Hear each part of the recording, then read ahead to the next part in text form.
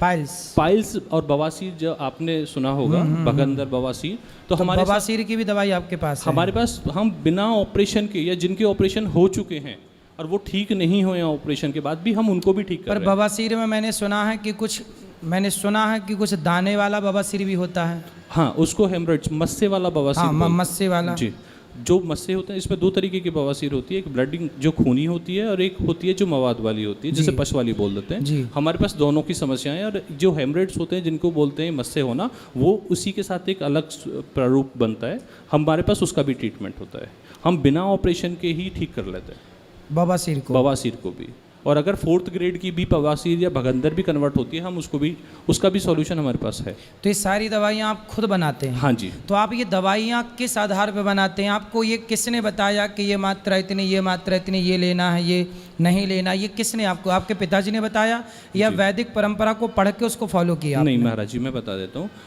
जब कोई भी चीज़ फॉर्मुलेट होती है तो उसका एक बेस होता है। वो बेस है जो हमारे हिंदुस्तान के अंदर हमने जो सनातन को यूज़ किया है, वहाँ पे एक 5वां उपवेद कहा गया है, जिसे आयुर्वेद कहा गया है। आयुर्वेदिक ग्रंथ है, तो कोई भी चीज़ अगर आयुर्वेद में बनेगी तो वो ग्रंथ के मुताबिक ही बनेगी, चाहे वो सिद्धांत। और वो जो ग्रंथ है, वो ग्रंथ जो लिखा गया है वो सही है, क्योंकि उस ग्रंथ से ही सारे फॉर्मूले बन के आ रहे हैं। जी। और वो ग्रंथ आयुर्वेद का जो भी है, उसमें हज़ारों किताब बनी हुई है महाराज जी।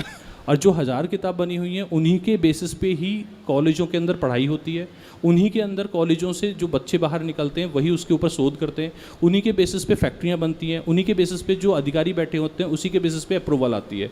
कभी भी कोई भी आदमी अपनी मर्जी से कोई दवाई नहीं बना सकता।